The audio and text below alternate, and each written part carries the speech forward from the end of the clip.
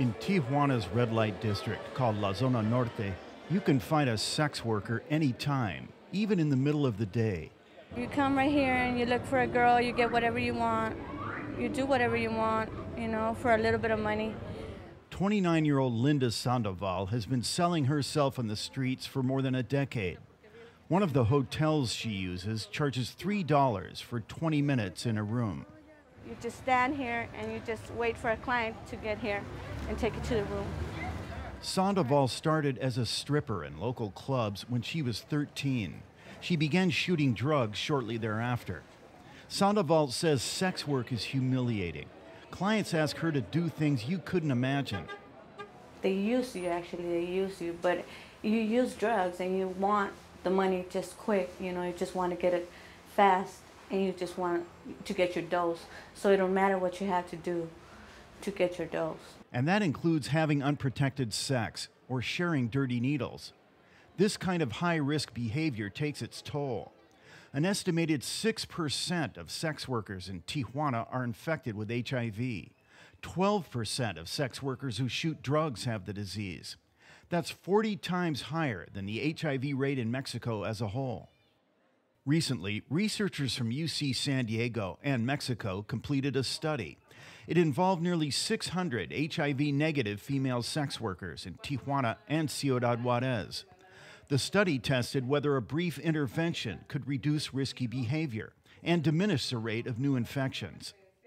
The women were randomly assigned to 4 different groups. Each group received a 30-minute counseling session on how to negotiate safe sex and one on how to reduce risky injection practices. Each session was either a lecture or a more interactive format. Every 4 months, women were tested for sexually transmitted diseases, including HIV and syphilis. After 1 year, the data was analyzed. UC San Diego's Stephanie Strafty directed the study. She says the results were dramatic. The interactive version of the Safer Sex intervention was associated with a 60% decrease in the rate of new HIVs and STD infections.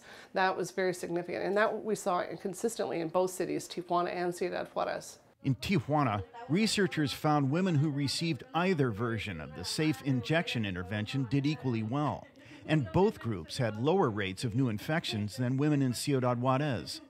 After reviewing their data, researchers figured out the reason for the discrepancy.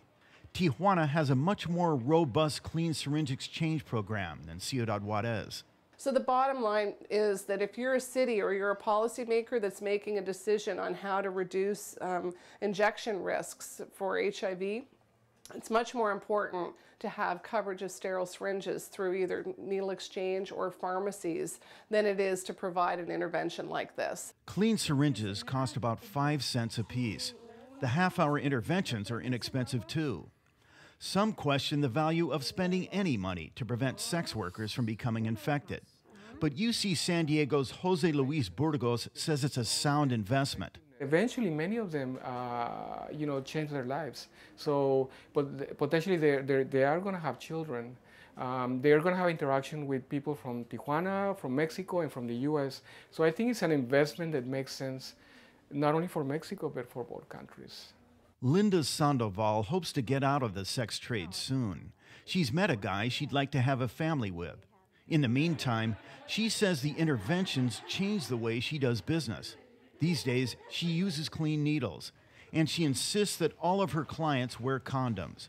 Sandoval says most of them say yes. The other ones, they say, okay, let's use a condom. You're right, I have a family, I have a wife or whatever, or for myself. And some of them, they don't care, and they're like, all right, you don't want to do it, I'll find somebody else. I'm like, all right.